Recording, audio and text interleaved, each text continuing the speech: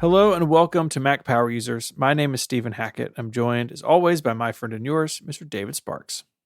Hello, Stephen Hackett. How are you today, buddy? I'm good. How are you? Excellent. We're going to be talking today about Apple TV, and that's something we haven't done on the show in a long time. So I am excited about that. Yeah, we're going to have to be more specific as we go because that's the name of a service, a software title, some hardware. Come on, Apple. But I'm using the term universally. We're going to talk about all of that today. Yeah. There you go.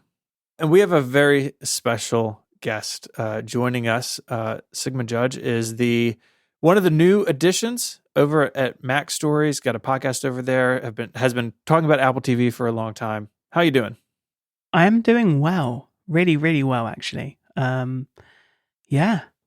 Really, really excited to be on Mac Power Users. I've listened to you both for a long time, so this is kind of surreal. So thank you for having me.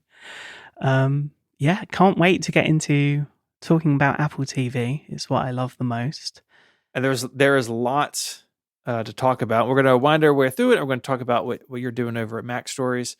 A little housekeeping at first. Today on More Power Users, which is the longer ad-free version of the show that we do each and every week, we're going to be ranking Apple TV Plus titles. I have thoughts. So, Sigmund, can I just say, I know this is me being irrelevant, but you have the best name of any guest we've had in a very long time. Sigmund Judge. How do you pull that off? Okay, so Sigmund I'm named after my great uncle from Austria. Okay. And Judge is like the Irish English side of my family. So I'm 3/4 Austrian, but I've always lived in London. That's pretty much the be all and end all of it. I feel like there's an action hero. Like he's Sigmund Judge. Like he's by day you're like an accountant, and at night you serve justice like a vigilante. I think anyone would quake in their boots if they had to go to a court hearing and it was Judge, but that didn't happen for me. Yeah. Well, either way, thank you so much for coming on. You have been covering the Apple TV in great depth. How did you get involved with Apple stuff? It's interesting. I feel like it's kind of the effects of a childhood in hospital. So I spent a lot of my childhood with different heart problems and whatnot, mainly in Great Ormond Street Hospital. And that meant a lot of time with screens. It started with family wheeling in an old CRT TV into the hospital so I could watch telly, and then followed with video games. And then once things kind of got portable and it was more about Game Boys than big consoles, I was always someone also that had like cassette players and always had my headphones on to kind of drown out some of the noise and everything else. And it's how I fell asleep as well. And then that just kind of carried on with films and TV shows as well. So when the iPod Classic came out, especially the video version, it was kind of the device that it was almost like a bit of a life support for me. And so it was a device that I cherished a ton. Then when it was time to kind of go to secondary school, so I'm not too sure what that's called in the United States, but I was very much still that guy who's just always had earpods in his ears and was attached to his iPod. And before the iPod, my bag was just full of CDs. So I kind of got through school. I dropped out of school and blagged my way into the music industry. And at that point, I started dating someone whose family was in the music industry, and everyone had Macs, and I'd never used a Mac in my life. So to cut a kind of long story short, it's a multi-step process, but iPod Classic was what brought me into Apple. And then I've just always been fascinated by television for those kind of early foundational moments in my life. I mean, so many of us came up, I think we're about the same age, in such a rich time for media, right? Lots of great TV, lots of great movies.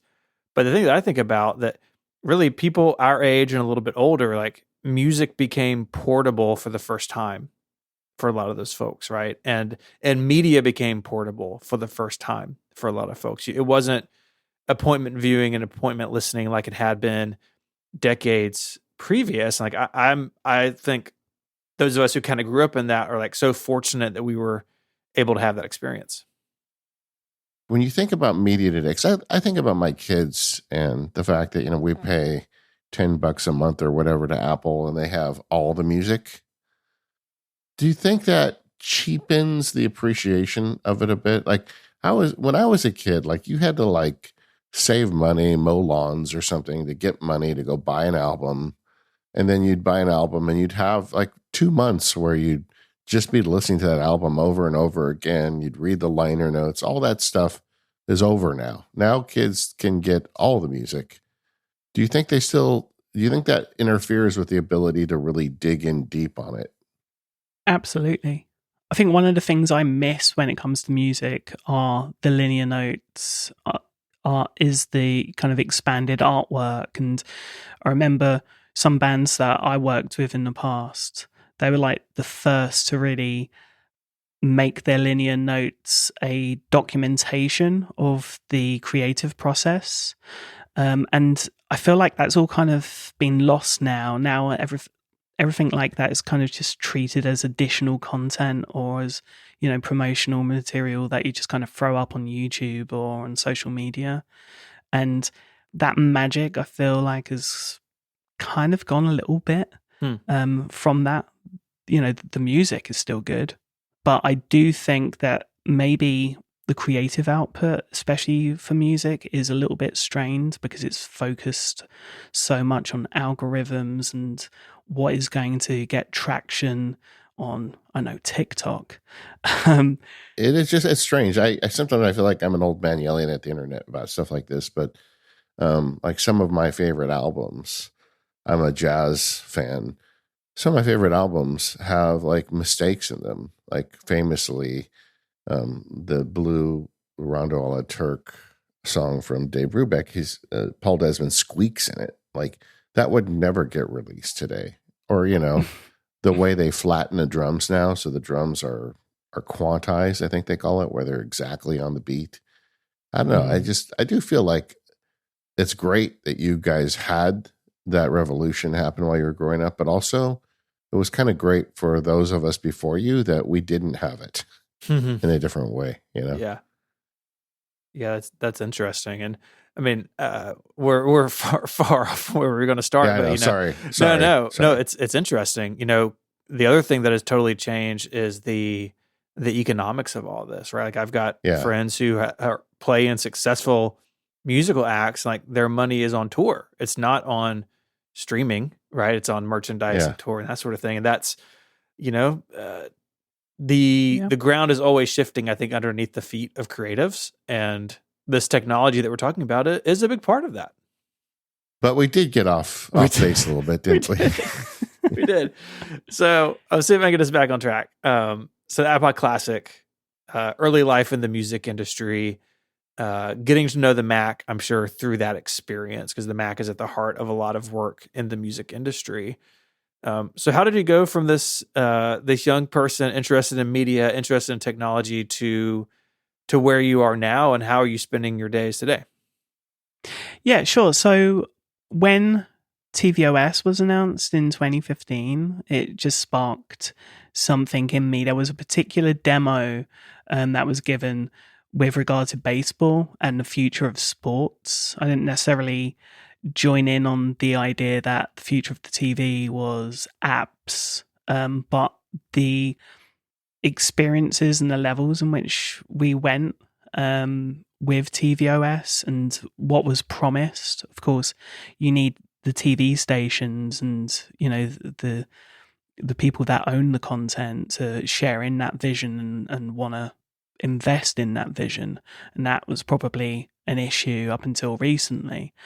But that as always, that's basically what sparked things for me and my interest in Apple TV as a platform. I also kind of wanted to find my own niche within this world. And the other side of it is I care for two elderly people. And of course, we've in that transition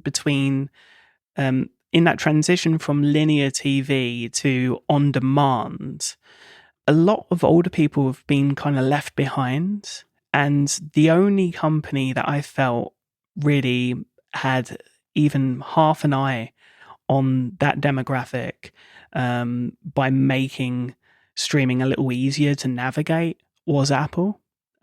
So that's from a passionate side. That's why I got into that. And then during lockdown, I started a podcast. I got in touch with someone that I respect dearly within this community, Benjamin Mayo at 9 to 5 Mac, and he helped me with the very first podcast episode. And then it was an interview podcast based on Apple TV called Magic Rays of Light.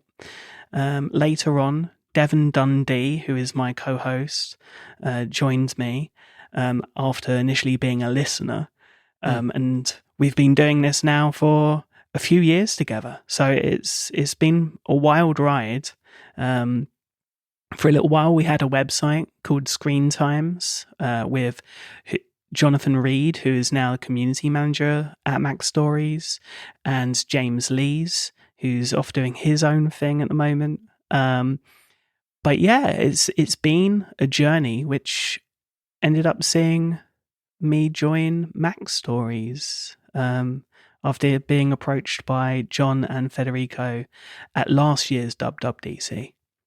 I love what y'all are doing on the show. I mean, as we're going to get into this, there's so much Apple's doing in the content business between Apple TV Plus, Apple Arcade, which I'll also talk about, tvOS itself. And I love the idea of having a show and like having people who are really focused on these specific parts of the ecosystem. I feel like David and I have done this long enough where it used to be easy to wrap your hands around everything Apple was doing.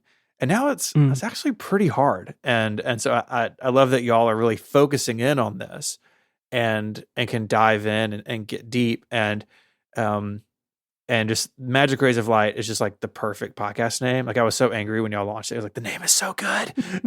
So congratulations on killing the name. That's harder to do than people think. But yeah, I'm super psyched y'all are over on Mac Stories. Well, just a quick reference. Magic Rays of Light was actually the name of the first song broadcast on terrestrial television in the UK. So it's a BBC reference. It's a cool name, but that's the origins of it. Wow. I had no idea. Yeah, there you go. That's very cool. So you were clearly steeped in the Apple ecosystem. I'd love to talk about the Apple gear that you're using every day. Yeah, absolutely. So I am one of those people who upgrades my phone every year, even though I probably don't need to, but I enjoy the process each year. So I have an iPhone 15 Pro Max, the larger screen, because of course I do consume from time to time content on my phone, even though it's not my preferred way. Apple Watch Series 7, stainless steel. Apple Vision Pro, 1 terabyte, which I flew out to Cupertino for in February to pick up. Wow. Because I couldn't wait. And I wanted to make sure I was fitted right and everything else. And it's constantly full of films and TV shows. Then I have the MacBook Pro 14-inch M1 Max and an M2 Mac Mini base for my podcasting setup, Mm-hmm. alongside studio display, HomePod second generation, 7 HomePod minis dotted around the house, Wow. and 8 Apple TV 4Ks. Okay. Alongside iPad Pro 11-inch M4. 8 Apple TVs. What are you doing over there? You're in a hotel that we don't know about? So I have an Apple TV connected to my projector, because I've got a home theater as well. I've got an Apple TV connected to an LG Dual Up display where I've got 2 of them connected so I can quickly do side-by-side comparisons. And then I've got an Apple TV in the garden, kitchen, dining room, living room. Wait. An Apple TV in the garden. You've got to explain that. So I've got an outdoor projector and TV system for the garden. So it just makes things easier to have the same thing everywhere. Yeah. And it's over the top and it's ridiculous. But that's kind of me. I just, over the weekend, a friend needed help and I helped her set up a new TV. And so we got, the thing in the US, you go to Costco, you buy the TV, you hang the thing, you hang it on, you put it up. And helping her get the TV set up, I wanted so much for her to buy an Apple TV because the user interface on these TVs, these quote unquote smart TVs, is so terrible. And it's so much easier with an Apple TV. This was just a few days ago. I was like, if I had the money, I would just go buy her one just so I don't have to deal with this. I get why you've got a lot of them. Yeah. I mean, I've got a couple-year-old LG OLED, and I only use it software when I absolutely have to like change a setting or run an update on the TV itself. I'd imagine for our listeners, for a lot of people, it is tvOS basically is their television, right? That's definitely the case in my house. Yeah. And then the other thing is you read about how all these TV manufacturers are monetizing user information. And when you run it through an Apple TV, maybe I'm wrong about this, but as I understand it, it's just going into an HDMI port and you're never using the television operating system. I don't believe they're getting any or at least the same amount of data on you as they do when you run on their operating system. Yeah, that's right.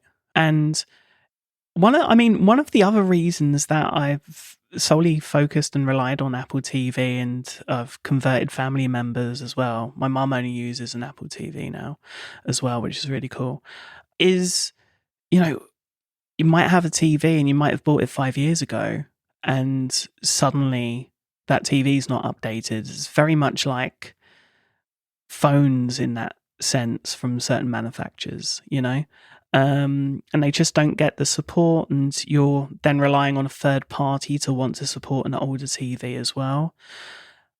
And yeah, the app ecosystem really just kind of transferred well to the big screen, I think, in general. So you mentioned that you're a phone upgrader every year, and a big component of that has been the media experience, right? Not only the camera, but the display and the speakers, the sound getting better on the phone. Do you have any wishes for that in the coming years to see what Apple could do? I would be interested to see if Apple go down the foldable display route, and that would be interesting to me.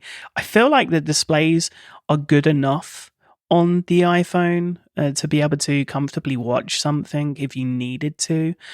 I am still very much a purist in the sense of if I'm watching a film or a TV show, I just want it to be on the biggest screen possible, and I want it to be the most theatrical experience that I can possibly have.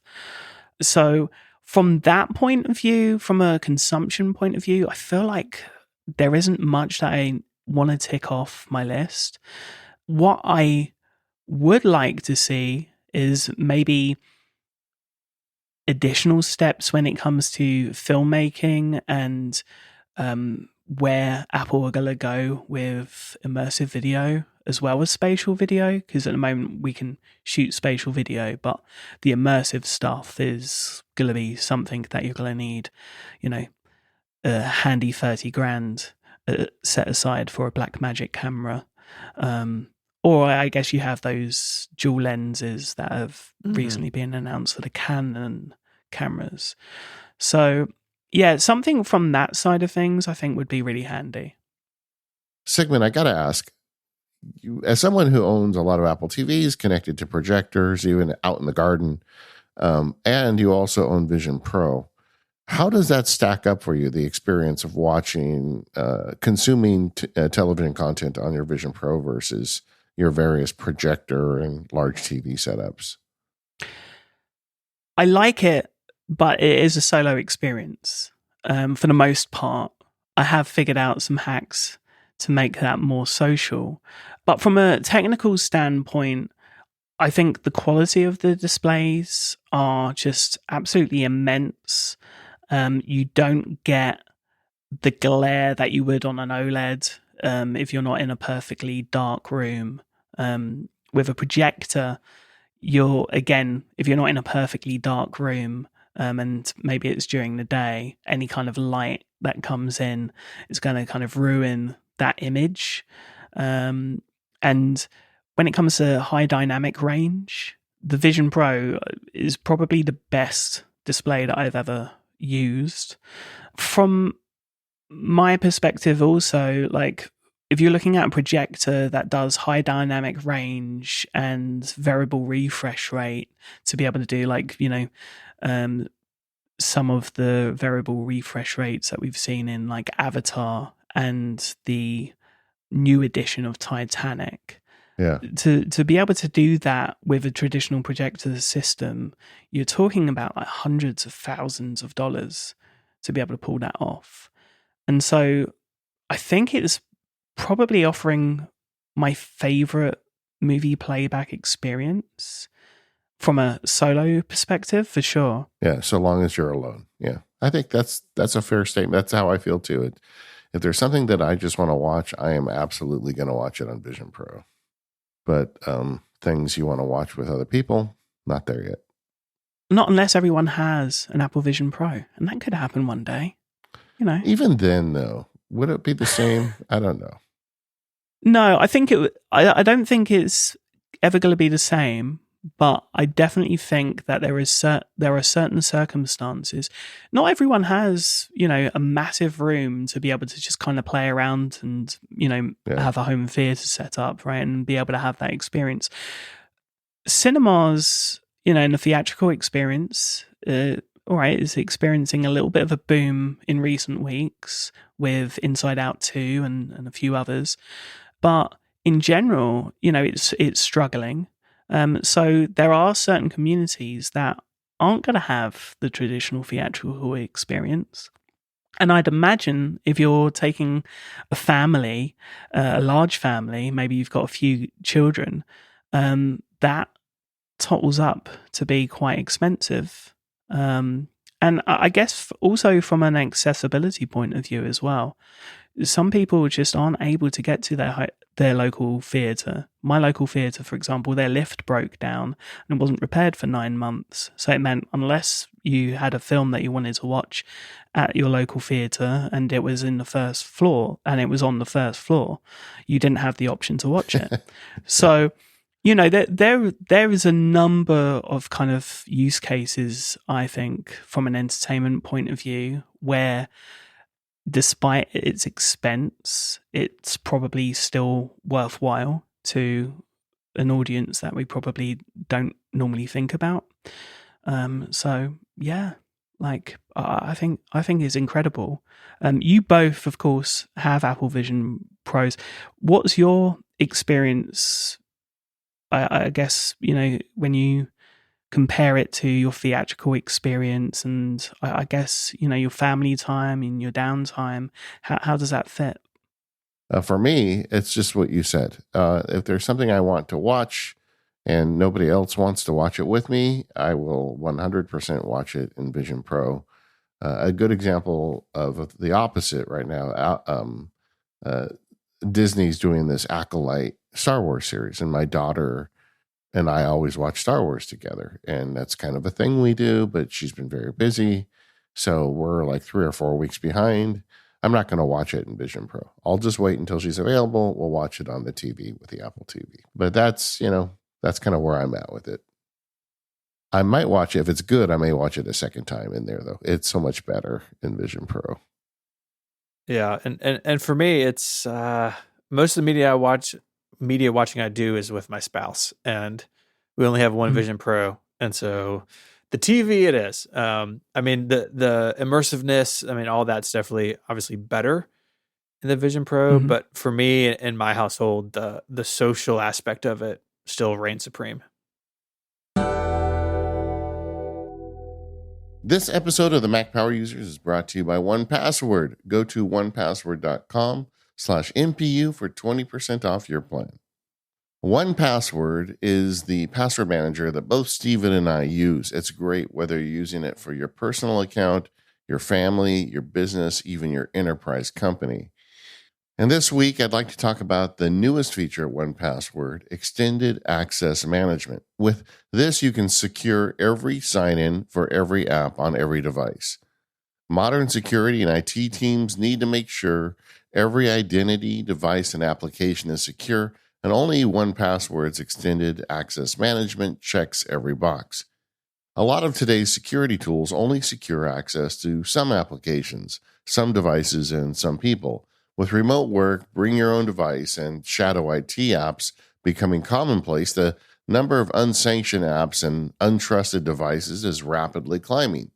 Businesses are stuck relying on traditional identity and access management solutions, which were built for a way to work that no longer exists. Extended Access Management ensures that every identity is authentic, every application sign-on is secure, and every device is healthy. It's the only solution that helps companies secure access to all applications from any device in today's security as a service-centric hybrid work environment. It's secure access for the way businesses work today. It gives you universal sign-on, contextual access policies, application visibility, and self-serve remediation. This is a powerful new feature for companies using 1Password. If you're using 1Password, go check out this feature today. Now, if you're not a company, 1Password still has all those great security features that we all rely upon. So whether you're managing passwords for yourself, your family, or your global IT force, 1Password has a solution for you. Go check it out at 1password.com/MPU today and get 20% off. Sigmund, you've been at Mac Stories for a little while, and there's some sort of mind virus going on over there of people taking Apple equipment and doing wild things with it. Of course, Federico has his beloved MacPad, but when I saw you at WWDC just a couple of weeks ago, I knew that you would have something very special on you, and you did not disappoint. You had it in your bag. Please tell us about the Apple TV Go. Okay. This is something that I'd been thinking of and hoping I could do and put together for quite a while. And during some downtime, I started to research a little heavily on this.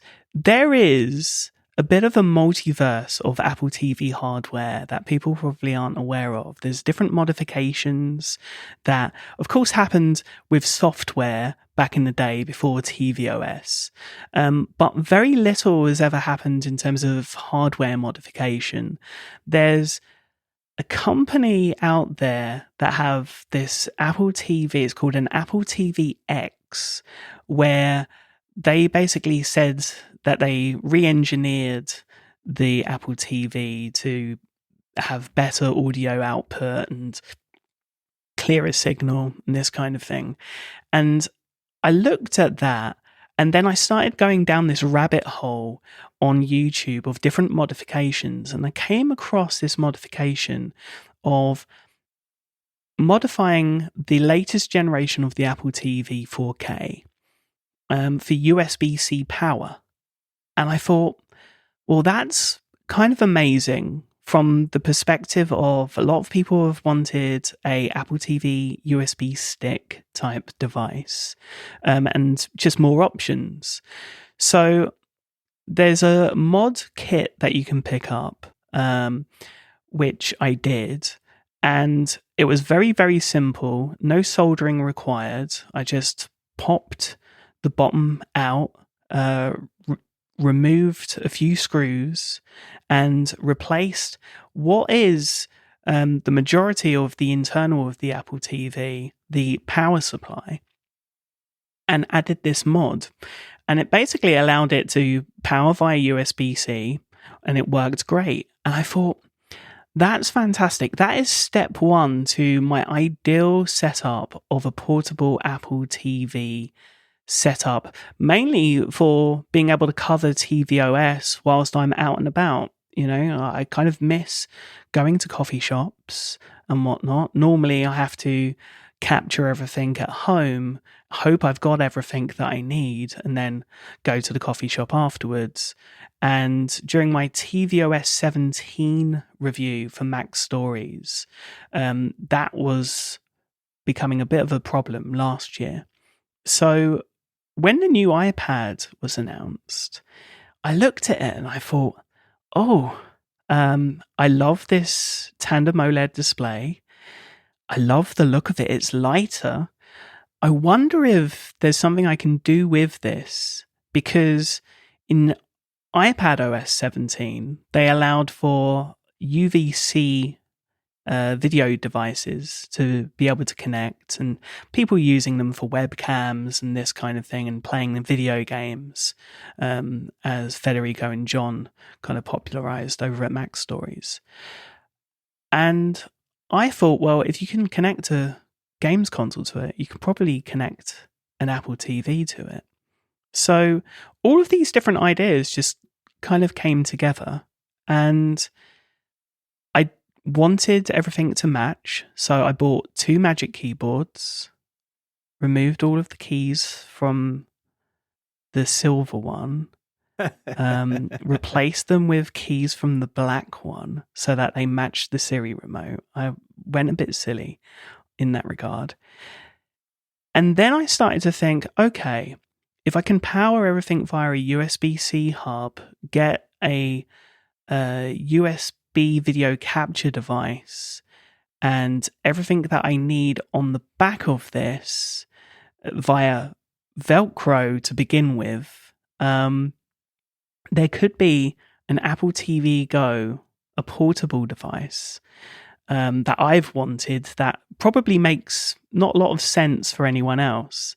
But in essence, it allows me to capture Apple TV and third-party apps to see what they're doing with Apple's video player, and have and give better coverage, really. But there are some fun additional things that I've found along the way. I like that you glossed over swapping the keys over. Like that was a side quest of like, I also want this thing to look the way that I want to. And like, y'all go check out the links in the show notes. This thing looks incredible.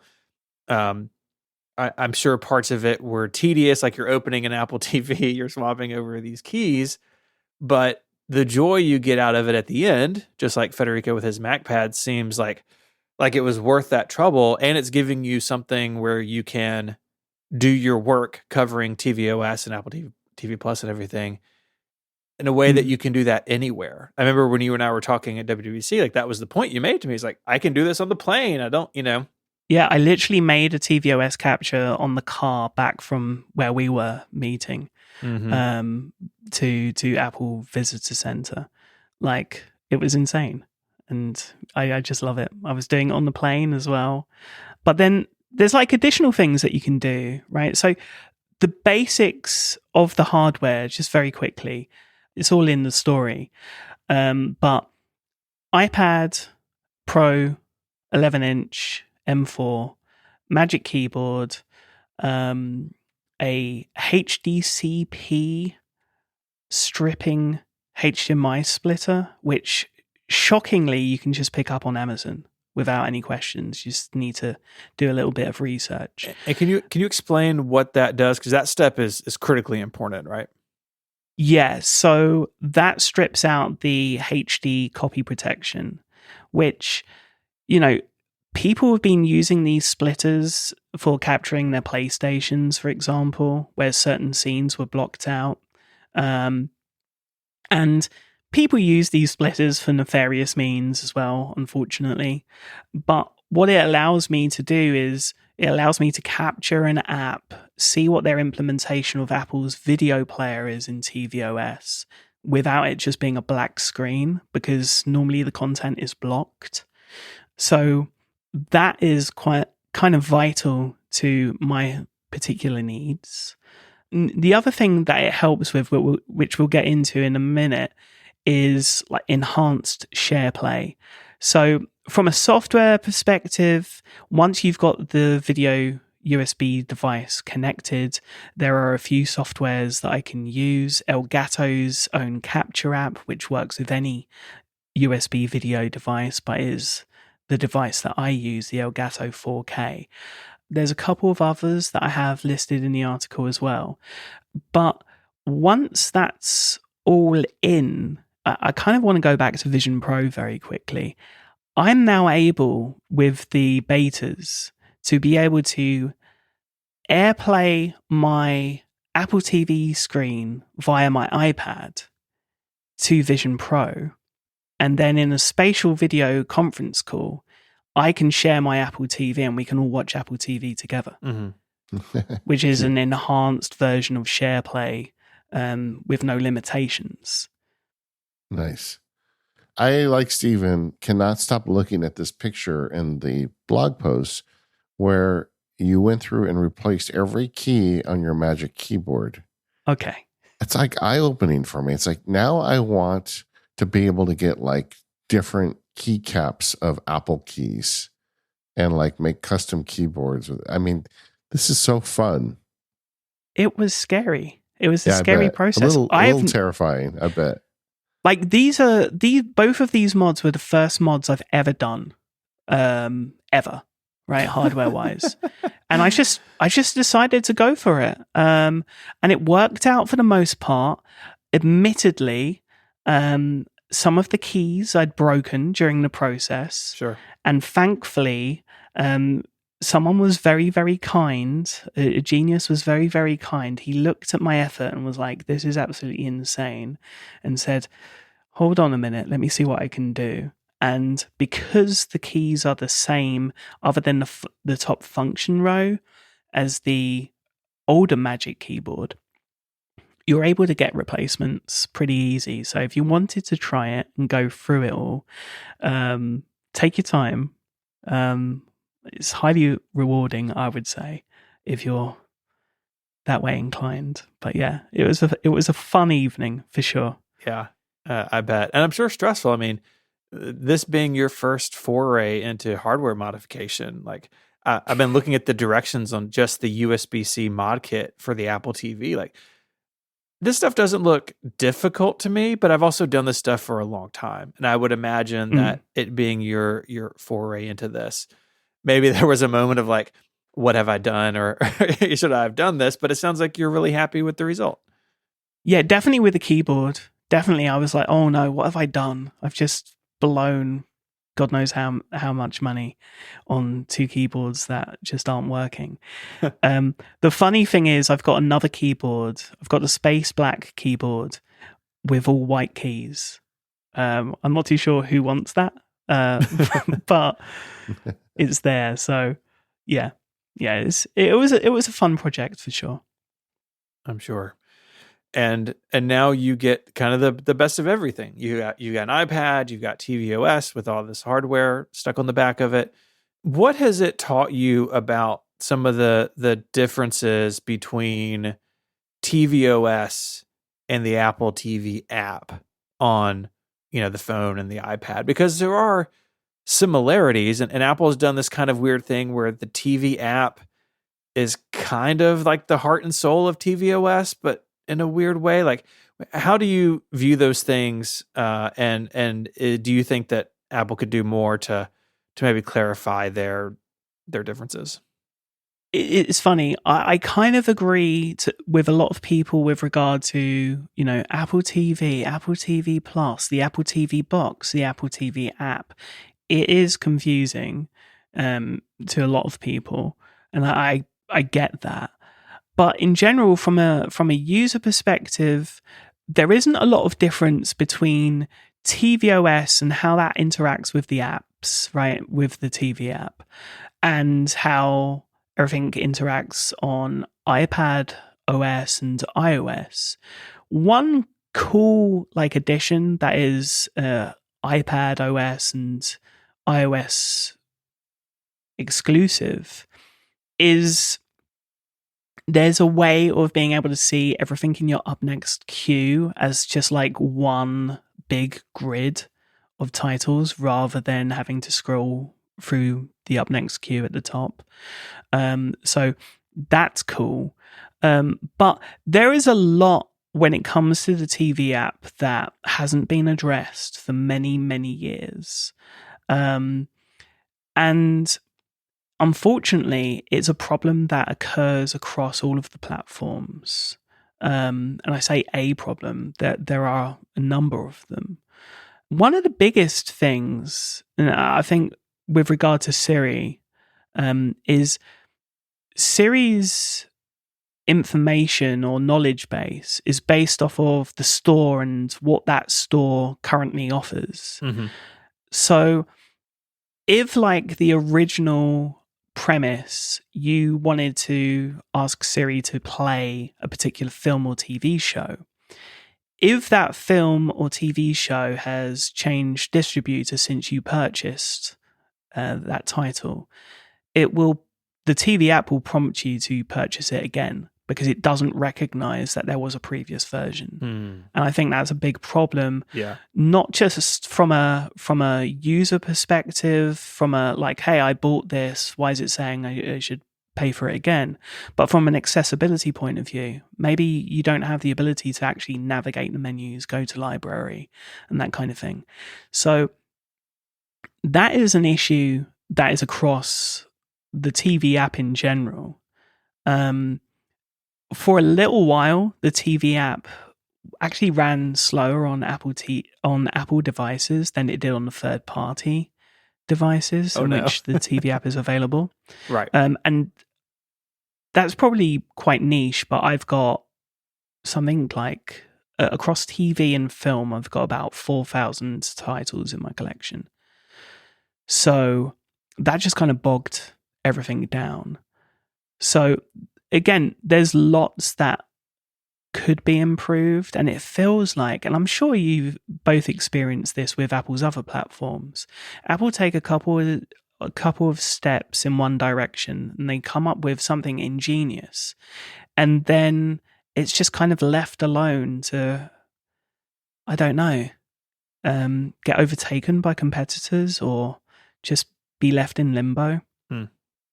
Yeah, I think there's still an element to Apple software game where it's a little bit of not being able to walk and chew gum at the same time. They seem like the things will get attention for a couple of years. We've talked a lot about this in terms of Apple's productivity apps on the show over the years, but they will have a kind of a spurt of energy on something and then it will sit for a while, and it's kind of unclear as to why that is. And I think that's uniquely visible in the TV stuff because, like you said, this software, this content is available on other platforms, and that's really not true of most Apple software. Like Apple Music is on Android, but TV has the biggest footprint in terms of third-party hardware support, and it really shows. I think sometimes, oh gosh, what Apple's, well, what are we doing here? Why is this such a struggle? I think from a software and a content, I mean, this is the confusion, right? When we talk about Apple TV means so much, right? And there are actually so many different teams behind it. Some are in Cupertino, some are in LA, and sometimes there's a conflict of interest with regard to I think the most controversial thing in the TV app was probably the introduction of the advertising, and the replacement of the up next queue to like this featured space. So Apple TV is probably one of the most conflicted platforms, and I say that with love. But yeah, it's definitely complicated. This episode of MPU is brought to you by NetSuite. Let's do some quick math. The less your business spends on things like operations, multiple systems, and delivering your product or service, the more margin you have and the more money you get to keep. But with higher expenses on everything from materials to employees, distribution, and borrowing, everything costs more now. So to reduce costs and headaches, smart businesses are graduating to NetSuite by Oracle. NetSuite is the #1 cloud financial system, bringing accounting, financial management, inventory, and HR into one platform and one source of truth. With NetSuite, you reduce IT costs because NetSuite lives in the cloud. That means there's no hardware required, and it can be accessed from anywhere. You cut the cost of maintaining multiple systems because you've got one unified business management suite. You improve efficiency by bringing all your major business processes into one platform, slashing manual tasks and errors. Over 37,000 companies have already made the move, so do the math and see how you'll profit with NetSuite. I know as a business owner how easy it can be to feel overwhelmed when talking about these things, but NetSuite gives you powerful tools to find ways to cut costs and boost business performance. And by popular demand, they've extended their one-of-a-kind flexible financing program for a few more weeks. So head on over to netsuite.com/MPU. That's NETSUITE. netsuite.com/MPU. Our thanks to NetSuite for their support of the show and Relay FM. Well, part of the problem, I think, is that Apple years ago called Apple TV a hobby. And I feel like it still isn't, to a large extent, a hobby. There's a piece of this. I mean, the reason we were at episode 700 and something, and we're finally doing a show on Apple TV, is because it just never really feels like they take it that serious. I tend to disagree to a point, because there's a lot of things that I think have been, especially in recent years, there's a lot of features that I think, maybe just don't get the plaudits that they should. The likes of SharePlay, of course, we've talked, we kind of think of it as a COVID era feature that came too late, but it's something that I use like multiple times a week to watch shows with family members that, are somewhere else in the country or abroad. The continuity camera FaceTime element to tvOS last year was pretty special. And I think in terms of accessibility features as well, stuff as simple as enhanced audio, which enhances the dialogue track of a given film through machine learning now, or even something as simple as dim flashing lights, where if you've got like strobe lights or flashing lights that may cause distress to certain members of the viewing community, it just dampens that. And they're things that people aren't really thinking about within the industry, besides Apple. So I totally get the idea of it still feeling like a hobby to many. I think the biggest problem is how much resource is actually going into Apple TV and tvOS. You talk about the TV division and the different facets of it. That means that I'm guessing the TV division is kind of stretched, and tvOS only gets a certain amount of love, especially when you're launching a new platform such as Apple Vision Pro and Vision OS. But I think over the last few years, the Apple TV team have shown that things are at least progressing. All right, I want to switch over to the hardware side though, because Sure. so that's honestly where I feel like the hobby thing has more application. Going back the original, Apple TV. In fact, was it called Apple TV or was it? I forget. There was something about the name. Yeah, it's super weird. So in the fall of 2006, they had an event and they previewed it as iTV, and they said this is a preview.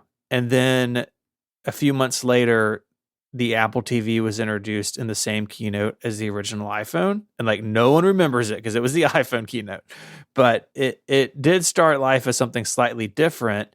And that original idea was kind of weird. It was like basically an iPod for your television. So it would sit on your network. The thing had a hard drive in it. It was basically like this weirdo Intel Mac. And you would sync your content to it across your network and then be able to watch it on your television. This was kind of before streaming and some other things that we take for granted now. It was a very different product. I remember I had one. I remember it was so hot. That thing, yes. like that. I think that was the hottest piece of Apple hardware I've ever owned in terms of like put your hand on it and it is super hot. But yeah, and a lot of people were hacking those original ones because it was essentially a Mac, and people were turning it into things. At the same time, people were using Mac Minis as kind of TV servers. Maybe we'll get into that later. But they did like modify. I mean, over years, it has become something much more streamlined to the puck we have today. Mm-hmm. Yeah, it's been interesting to see that hardware, and I think in 2015 it's when we kind of got what we have today, basically like the Siri remote. The operating system on the hardware became tvOS, and that's where we got the future of television as apps, or whatever the quote is. And so really we're kind of now, what is that, 9 or so years into, I think, the modern kind of Apple TV hardware and software experience. And now they treat it like its own platform, unlike in the beginning where like it didn't really have an OS that had a name.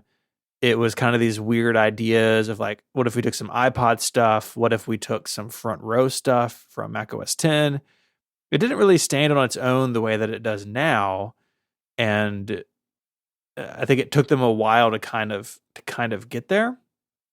But I also think it's interesting that the hardware is pretty expensive compared to what a lot of things you can get from other manufacturers. Now, you're getting into the Apple ecosystem with that, and that's cool, but it can be surprisingly pricey. And I think I'd add to that just the question to Sigmund, because I haven't really kept up with it. How does the hardware compare? I mean, it doesn't seem like there's been a lot of innovation or modernization. Every couple of years, they come out with a new version that adds, I think they had the Thread stuff that showed up in the last iteration, if memory serves. But it's not like they're not going gangbusters at this hardware. Is that okay, Sigmund? I mean, are they kind of in the sweet spot now, or are they falling behind? How does the Apple TV hardware stack up in 2024? I think from a hardware perspective, I think it's great for the majority of people. There are certain things like HDMI 2.1 is within, like from a hardware basis, is on the Apple TV 4K, the latest one. But there is still like high frame rates and this kind of thing that just aren't supported yet from a software level. The hardware, I think it does the job that it needs to do where Apple currently position Apple TV. And I think, from a general consumption device point of view and, being a HomeKit hub and all of these different things that, tie in with the Apple ecosystem, I think it does a good job. Especially with the arrival of continuity camera and FaceTime, which is only available on the newer hardware. But I do agree that I think I'd like things to progress a bit quicker. The main kind of upgrade internally is just, hey, what chipset do we now have available that we need to get into another device? It feels like at times. And I personally would like to see an advancement in terms of hardware. Let's offer a cheaper streaming stick, which is possible if you have a look at the teardown of the current Apple TV 4K. Minus the power supply, you could probably put that into a stick. From a power consumption point of view, they're doing something quite special, I think. It's super, super low in terms of power consumption, and that's handy. The addition of certain things software-wise, like VPN support, of course, that's kind of coming late to the party compared to competitors like NVIDIA Shield and Amazon Fire Stick. But it's there now, and people like Tailscale are now using Apple TVs as like an exit node, which is pretty incredible for a device that is also streaming at the same time. So as the hardware advances, developers are finding different use cases for it. But I think what I really want is an M-powered or, Apple TV with the latest iPhone chip to bring those console quality games to the big screen and really take advantage of that. Yeah, because the software is definitely linked to the hardware. Like if you have a more modern chip, you can do more with tvOS. And just like, a lot of people used to complain about, the older hardware on the iPads or the Apple Watch holding up developers. I feel like you're working backwards constantly in terms of, processors. I mean, the other thing that you're kind of butting heads against, there's like a limit in terms of persistent storage in tvOS because most apps are treated like streaming apps. So, for example, certain emulators have come to tvOS recently, and if you were to restart that emulator maybe a couple of days down the line, it's quite possible that none of your games are still there and none of your game saves are there because it's just offloaded them all. And that's why the likes of Delta can't come to tvOS just yet. And it's probably why there's a big limitation in terms of, Apple TV's gaming output beyond Apple Arcade.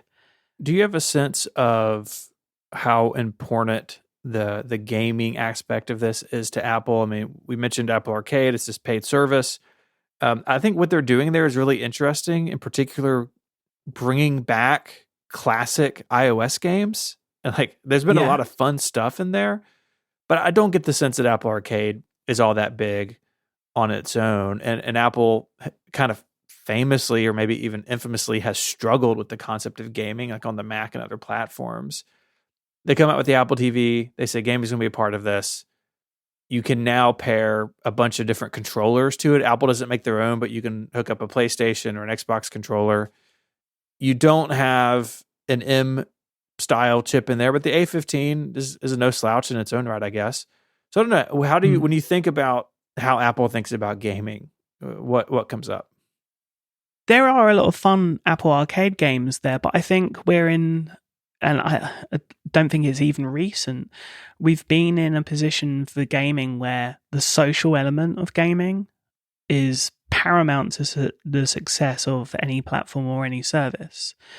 And whilst the blocks are there, the foundations are there to do something really special, and have that one spot where you can see what everyone's playing and just jump into a chat with them and start playing a game. It hasn't really happened. Like, that focus on the social element of gaming just has been ignored, and it's a strange one because it's proven to be a success everywhere else. You have you have the Game Center pop up when you enter Apple Arcade games or tvOS games that work with Game Center and achievements. But again, there isn't that social element that I think like would bind everything together quite well, like it does on Xbox or PlayStation, and to a lesser degree Nintendo. So I think if they can figure that out, I think everything else is in place. Yeah, the console like games I'm excited for. I never played Death Stranding up until it was available on iOS, so that was a lot of fun for me.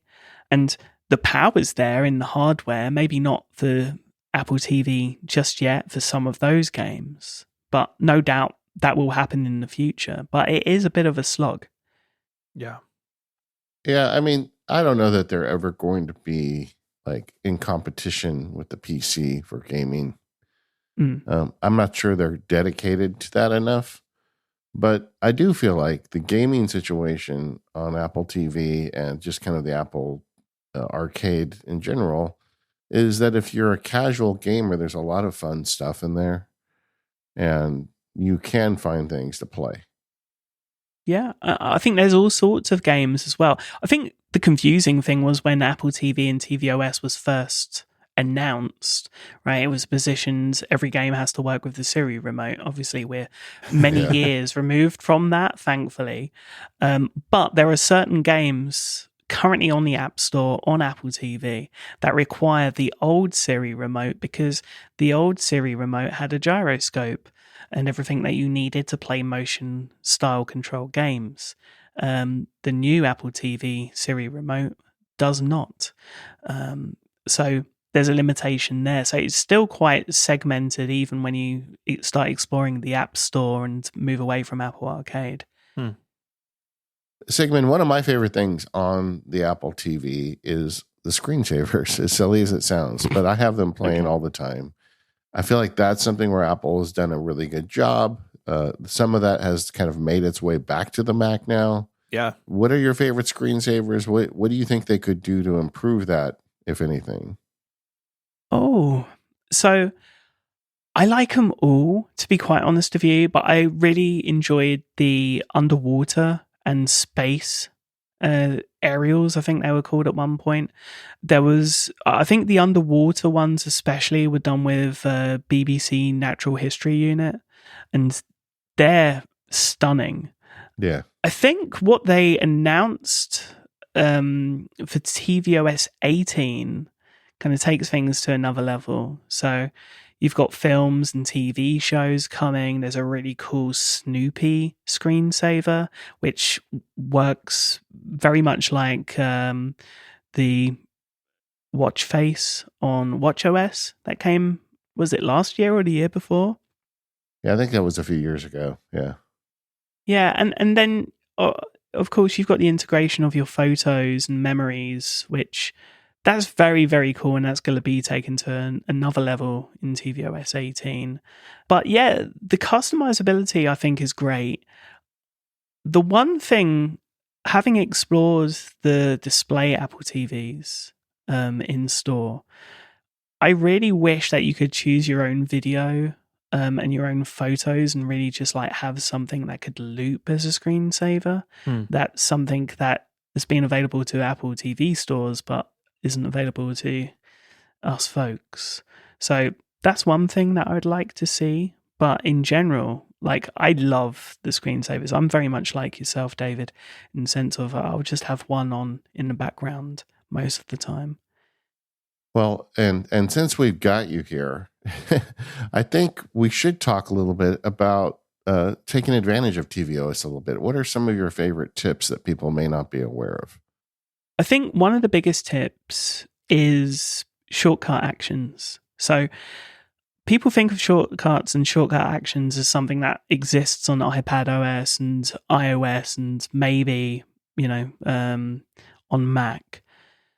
But no one really thinks of actions being available on tvOS, and there's some really cool apps that integrate them. Channels, which is which brings in your terrestrial tuner onto the network, and then you can access them. They have shortcut actions. They've also integrated with M3U playlists, which are basically playlists of live streams from different sources. You can have them set up as different shortcuts. So that's very, very cool. From a everyday perspective, I think one thing that's completely missed is that you can program any IR remote to use with Apple TV. So, if you're installing an Apple TV for a family member and they're like, I just can't get on with this remote, it's, just not working for me, then beside the audio output that you would lose because there's no Siri button, being able to just use a traditional remote is a good step to coming into the Apple TV ecosystem or universe. I think another interesting point is the HomeKit resources, right? Like you can see your cameras and some of your HomeKit stuff in Apple TV controls. So like if you've got a doorbell camera, you could put it up on the TV. But I don't think a lot of people realize that's there. Yeah, so that's a good point. And you can set different notifications, right? So if you've got pets or animals, you can have notifications set for those as well to keep you aware. Cars, certain people as well, because of course it all runs off of the photos system. So you can recognize certain faces and stuff. One kind of negative, though, is someone can ring your doorbell and you'll get a notification, but there's no way of being able to interact with them unless you pull out your phone after the fact. So that's something that I hope is kind of fixed. Also, just think in addition, if you don't have the room for a big surround sound system, a couple of HomePods, even HomePod minis, makes a big difference to any kind of room setup. So that's kind of cool. But in terms of tips, I've mentioned dim flashing lights and enhanced audio, but kind of going back to SharePlay, I've got a real love for SharePlay. Yeah, I wanted to follow up on that because I don't use it as often. Back when I talked earlier about my daughter and I watched Star Wars together, we did that when she was off at school. But I haven't used SharePlay since then. It sounds like you're using it often. Tell people about that feature and some of the better ways to take advantage of it. Yeah, I mean, SharePlay, for those that aren't aware, you are able to start a FaceTime call and then share whatever you're watching, provided you're both in the same region. You can share what you're watching and watch together in real time. And that works with pausing and everything else. But the nice thing is, in addition, if someone wants to change the language for their playback, they can. And that's all done remotely, or subtitles can be put on.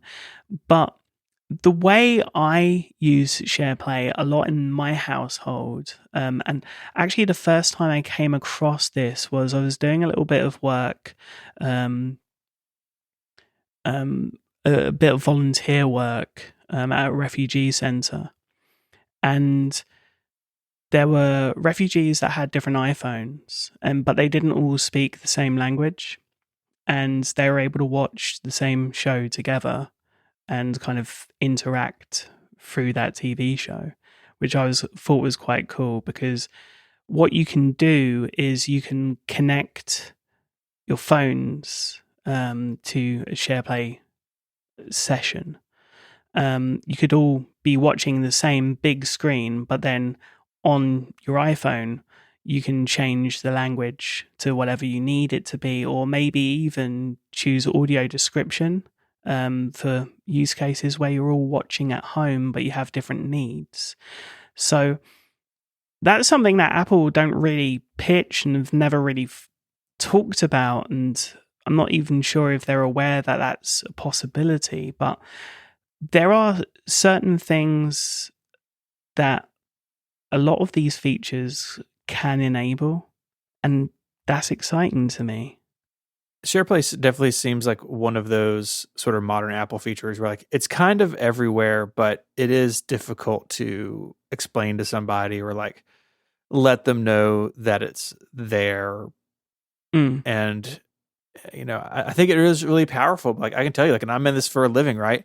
I just don't think about it that much being a thing. And there are definitely times like it would be interesting to do that. And I don't know if that's an actual problem or if it's just a me problem or something that they can solve. But I do feel like all the layers of features that we've kind of built up over the years, like sometimes it can kind of be hard to pull those apart and to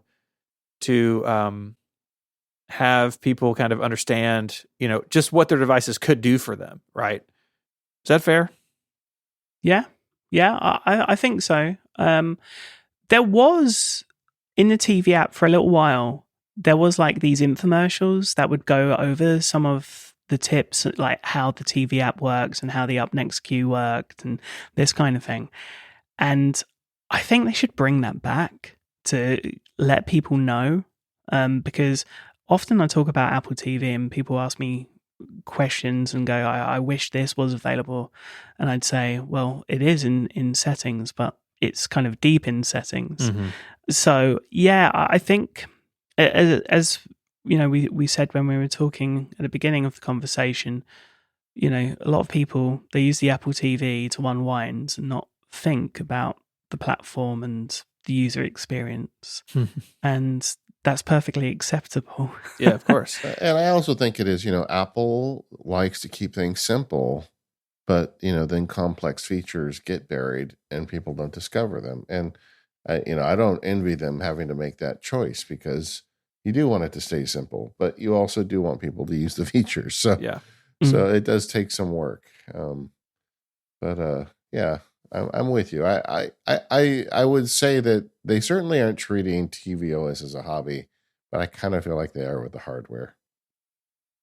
So we've talked about the hardware, we've talked about the software, we've talked about the screensavers, which is everyone's favorite part of tvOS. But I do want to talk some about Apple TV Plus, Apple's original programming. This started way back in the day with Planet of the Apps that was pretty bad, I think we can say in hindsight. It was not their finest outing. But then really to Apple's credit, and I really mean that sincerely, they got serious about it. They started making hires. They pulled the co-presidents of Sony Pictures Television, a bunch of other industry people. They had that big event in 2019 of like, this is what we're going to do with services. And it was weird, but also kind of cool. And now we're at a point, if you say 27 or you say 2019 or 2020 was the beginning of it, 4 or 5 years into it, where TV Plus has not only become home to, I think, a surprisingly wide range of content. I think sci-fi is one of their strong suits, but they have lots of other types of content. But also content that has been put together by the best people in the industry, producers, actors, but also has garnered a lot of critical acclaim. And I'd imagine Eddie Q's trophy case at Apple Park is just full of Emmys and BAFTAs and everything else. And so I'd love to hear your thoughts on that progression of Apple kind of taking this seriously. People kind of raised an eyebrow when the reporting said Apple was going to get into content. But how do you think they've handled it so far? I think they've handled it really well. It's funny because, when people have been talking recently about Apple Vision Pro and how it's like, because it's not necessarily the biggest success out of the gate, it's a failure. And I felt like that was an echo of what we had with Apple TV Plus and its initial launch, right?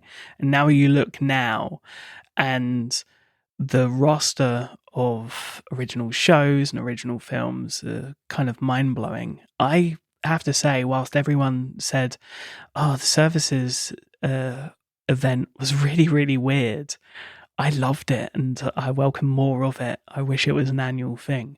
This time, of course, we'd get clips rather than just people coming on stage and pitching their ideas for a show. Yeah, because they didn't have any.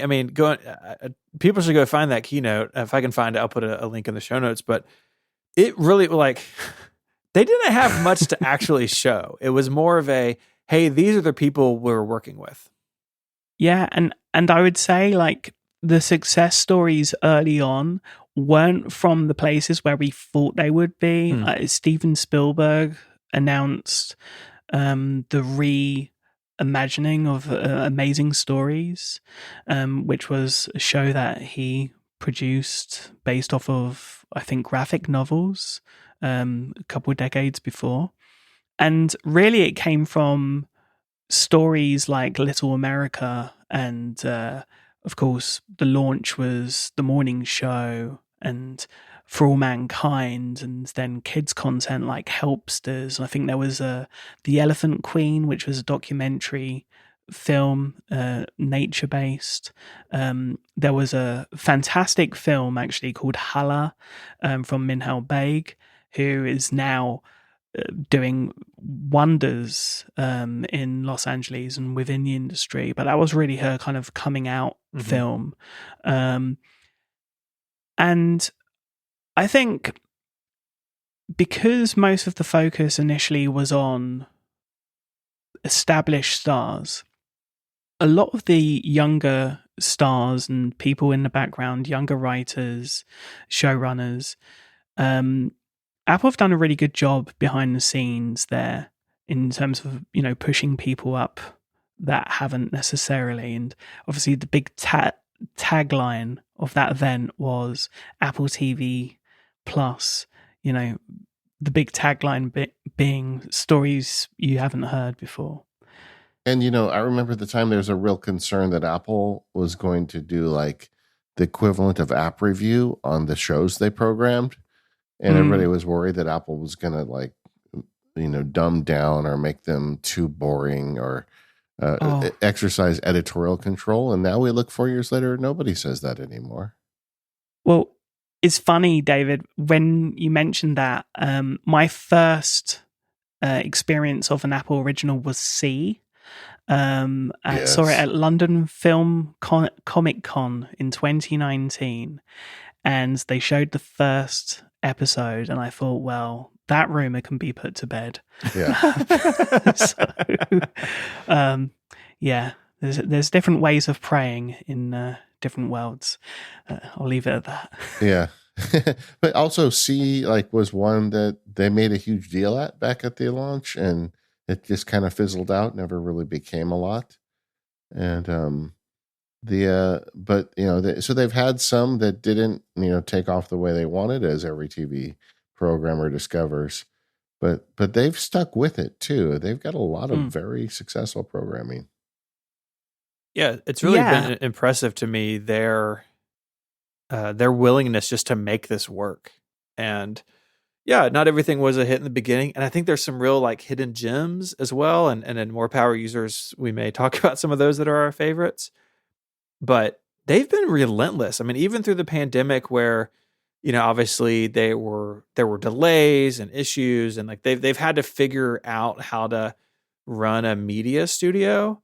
But I think they've done a really good job of it by bringing the right people in, and the tech executives saying, "Look, this is not our area. We're going to bring in people from Sony and these other places." I give them credit for that, because I think that was probably difficult in the beginning for them to sort of take their hands off of it. But I think they saw, their early efforts in Planet of the Apps, and so well, gosh, we need to hire TV people to do TV, just like they have product people to do product. And that's been really good to see. Yeah. And, the initial output was very much collaborative efforts. And now we're in the era where a lot of the shows and films that are coming are Apple originals and Apple Studios originals. Masters of the Air was the first one to go into production. It took a while to actually come to our screens earlier this year. But there is a key investment in their own studios, as well as the collaborative efforts that we still see today across film and original shows. Could you explain that a bit further? Because I didn't even realize that was a thing. Okay, so yeah, Apple Studios, they have their own studios, but then For example, Ted Lasso was a collaborative effort. It was produced by Warner. I think the same for Shrinking.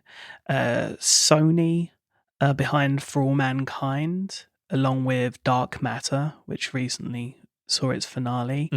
So there's a lot of collaborative efforts ongoing, but then you'll have films that you'll have films and TV shows that are specifically Apple Studio productions. Yeah, that makes sense. I just, I never put those pieces together. So, do you have a sense of how common that is? Like, did Apple go that route because they're new at this, or is this how the industry works and us tech people are just catching on to it? I think it's just how the industry works. It's the same for Netflix. It's the same for Paramount Plus. Everyone makes their own deals, and then depending on those deals, when there's a kind of like a second chance of distribution, so there are certain shows that are seeing distribution to linear TV. And so there's a second chance for viewers there. I think C was recently up for auction. There was a French film that is going to be going to Canal Plus in France. So yeah, there's a lot that happens beyond the initial like streaming run. And that's interesting because it brings more eyes to the product, and then eventually, hopefully, that sees people join as Apple TV Plus subscribers. And we're kind of seeing a growth at the moment. Apple TV Plus has recently overtaken Paramount Plus in terms of share in the industry with subscribers and viewership. So they're definitely going from strength to strength, and I think you hear that in pretty much every quarterly earnings call, because Tim Cook normally leads with it. Yeah. I think Tim Cook in particular is proud of how this has gone. And he doesn't strike me as someone who watches a lot of television. Like, very famously, he's like working out at 4:00 in the morning and going into the office. But anytime he talks about their content, I just get the sense that he is like personally proud of what they've been able to do. Yeah, I think so. And I think there's probably a little bit of an ego element to it. It's nice to be schmoozing in Hollywood. Yeah. And away from the tech crowd. I think Eddie Q has done a fantastic job, because of course he is in charge of media services and that side of things. So I think he's done a good job in getting the right people in place, and there are maybe a few missteps along the way, but it's a learning process. So yeah, like, I think Apple TV Plus is a success already. The one concern that I have maybe moving forward is, now that Apple have kind of built up a pretty sizable library of good quality original series and films, is recently there's been quite an influx of cancellations. So when Apple TV Plus first launched, you kind of knew that for the most part, other than I think there was one series called Little Voice, everything was going to be continuing, and you were going to get to see the end to a story that you'd put your time into.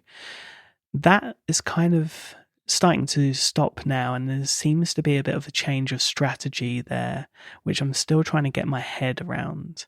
Last week we saw the cancellation of the Big Door Prize after its second season, and it was clearly a 3-season story arc. So and that was really well received by critics, but it just doesn't seem that enough people actually showed up. And I'd say if there was one negative about Apple TV Plus, it's the marketing strategy. There are certain titles that Apple will go full steam ahead with on a marketing point of view, and then others are just kind of fizzle out after the first week if they're given any traction at all. And from the outside, as someone that honestly, I'm a film and TV lover, and I am new to analyzing the industry. Right, my focus is more on the user experience in tvOS and Apple TV. But yeah, it's something that I'm still trying to get my head around and really understand, and it's confusing at times, a little bit frustrating, because I think the other thing is creators, they don't go out of their way to make bad films or TV shows. Right. And there have been a few. Well, I mean, I think I would say that this is a sign of maturation for the network in a lot of ways. I think at the beginning they didn't have an audience, so that was the promise. We're Apple, we've got trillions of dollars, we're going to make these shows and we're going to see them to the end. And I think that was a way to attract creators as well. Like, yeah, you're going to get a deal. Like, I remember one of the very first shows my wife and I watched was the Emily Dickinson show. Yeah. And it was fun and it was great, but I suspect it wasn't a huge popular hit, but the people who made it knew that they had their 3-series arc and they were going to get to tell the whole story, and that was probably very attractive to them. I would suspect now that Apple's got enough mind share that people just want to be on TV Plus with their productions, and Apple doesn't need to dangle the carrot of saying we're going to pay for unsuccessful seasons, and that's just maybe the way it goes with the business. Yeah. But yeah, I get you. I mean, it is cool knowing you watch it and you're not going to get cut off before the story's over. Yeah, definitely. And, we see this other places in the industry too, right? Netflix famously will just shoot things overboard as they see fit. And maybe it's just kind of the way that these things actually work out. But it is a bummer when your favorite thing gets canceled. Yeah, I have a friend who did a production for Netflix, and he said those guys are a bunch of killers, man. They really look at the numbers, and that's all it comes down to. Yeah. But I'm sure Apple kind of is the same way, getting to the same point, because they still have to make money. Yeah, they do, and it's so different for them. This was a big conversation. I remember when this launched. Apple is much more like Amazon in terms of they're a big tech company and they have media as a service within their offering, where somebody like Netflix or Max or Paramount Plus, like those are content companies either doing their own thing or taking TV and putting it on streaming. And so Apple is sort of in a smaller crowd that way. This is not their primary thing. This is a side project of a side project. But that means, I think, both good and bad things, right? It means that they can be a bit more experimental in ways because they have this cash cow that is the rest of Apple to help pay for these things. But also, especially in the beginning, I think it meant that they struggled with kind of how to make it work. It's interesting that these big companies have moved into this, and it's not something that was really in the cards 10 years ago. Yeah, I mean, Amazon recently bought MGM. I think there's been rumors for a long, long time that Apple will, buy someone. I think there's been rumors of Disney. I think there's been rumors of Netflix multiple times. The current company that are up for sale at the moment, and Paramount Plus and CBS. So that would be interesting to see if that's maybe a direction that Apple go, because this industry and the choice is becoming smaller, even if the libraries are growing, right? And I would say from a Apple TV perspective, one of the positives I think is the price of Apple TV Plus. Now, it launched really cheap, but it's still, I feel like, within reach of most people, whereas the likes of Netflix are $24.99 a month. Apple TV Plus is $9.99 a month, or $99 for the year. So there's a lot that Apple, I think, can do because they're a multi-tiered company doing many different things. Where do you think it plays in regard to like the grand picture of Apple as a company from from two people that have followed Apple from, I guess, the early days? Yeah. I think at first glance, it is outside of the norm.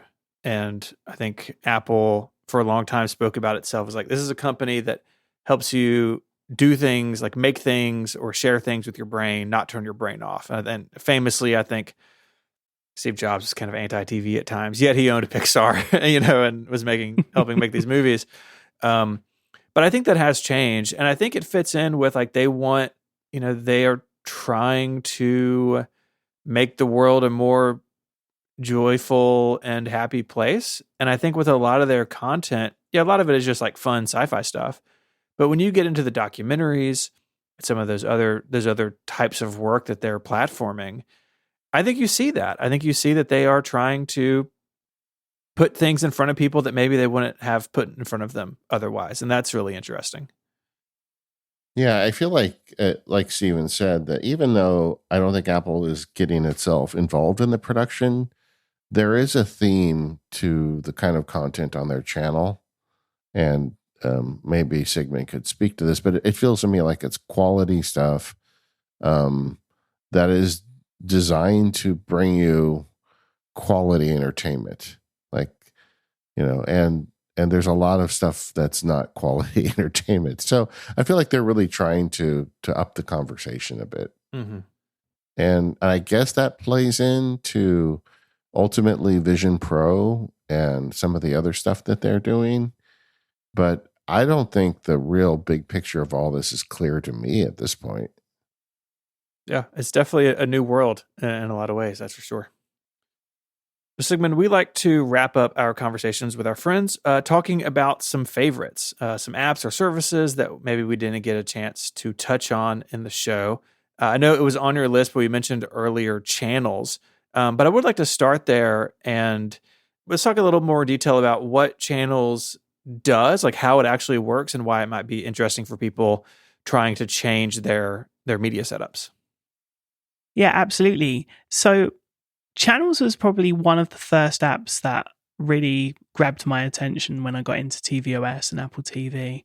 It, in essence, takes a digital tuner, the HD Home Run, which will be on your network, and it converts your linear TV to digital channels that can be played on your smart TV or, of course, Apple TV. And that's all done over the network. And it's great because there's recording functions, there's fast forward rewind, you've got a live EPG. So things that you would expect from linear TV, and it's just laid out beautifully. But in addition to that, they have like a server program that I have running on a Mac, which allows me to do similar things, including recording to my Mac's hard drive. But also I can bring in like M3U playlists from IPTV services and have those added along with like media servers as well. And it's all kind of under one roof, but kind of going over what I talked about earlier. And that is the idea of being able to just set one automation and have that app play a specific channel is very, very handy, and not a lot of other services are doing it. And not a lot of other apps and services do that.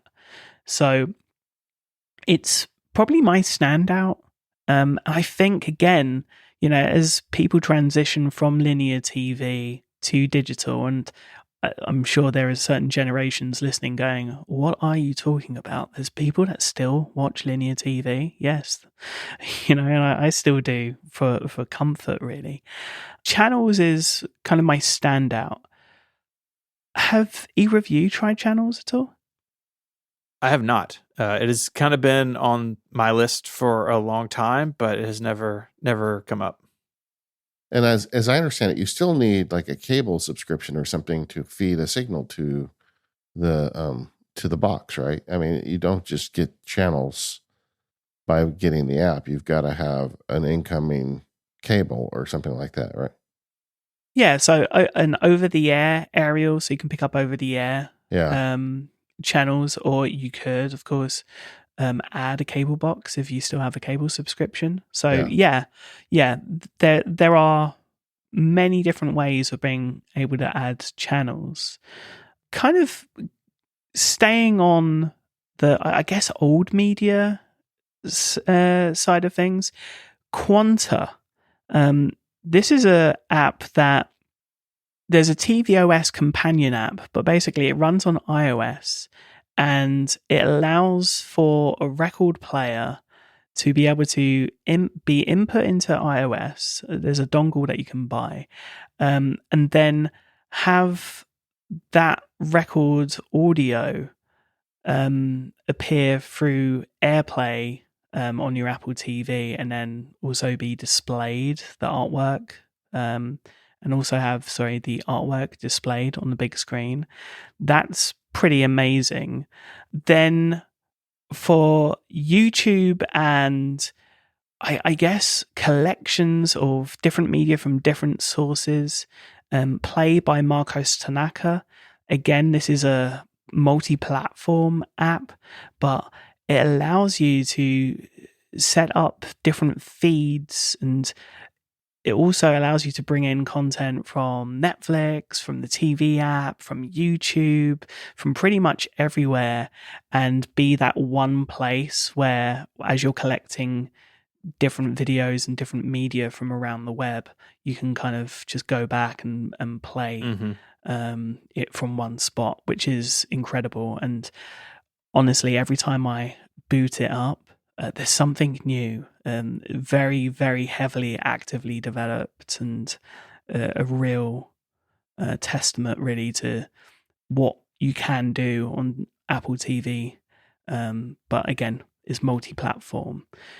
But I'd say the biggest thing, and this isn't something that is actually on Apple TV, but is something that has become essential for my Apple TV experience, and that is Home Assistant. Yeah. Now, you can run Home Assistant on Mac or, like myself, on a Raspberry Pi. And with a little bit of trickery and a little bit of work, you can do so much with the Apple TV, because on the network, the Apple TV actually shows a play state, shows what app is being played on a given Apple TV. And based on that data, you can get your lights to automatically dim as you play back on the Apple TV. You could even set up masking for different aspect ratios if you're in a home theater. You can even set up certain things, like, for example, I can pin the stream of a particular film or TV show, and if I'm watching that particular film or TV show, my lights will change depending on the content I'm watching. So there's so much that you can do with Home Assistant that unfortunately Apple haven't integrated with Apple Home and Apple TV themselves. So I would look into that as well. So they're probably my biggest tips. We actually talk about Home Assistant a lot over on the Automators podcast, and that's just like, that is what Home Assistant is so good at, is bringing automation and controls to things that Apple hasn't bothered to. And it really is quite impressive what you can do with that stuff. All right. Well, Sigmund, I want to thank you so much for coming on today. For people who want to learn more, where should they go? Well, you can find my writing over at Mac Stories, where I've joined a fantastic team over there. Of course, we have a weekly Apple TV podcast called Magic Rays of Light, in which I talk all about Apple TV alongside my co-host Devon Dundee. And you can find me on social media pretty much everywhere at Sig Judge, alongside Mastodon, which I'm sure we'll have linked in the show notes. Absolutely. So, yeah, I really appreciate you having me on the show. This has been a bit of a dream, so thank you. Well, we appreciate it because, we want to keep up with Apple TV, and you're the guy. Thank you to our sponsors this week, 1Password and NetSuite. We are the Mac Power Users. You can find us over at relay.fm/MPU, and we'll see you next time.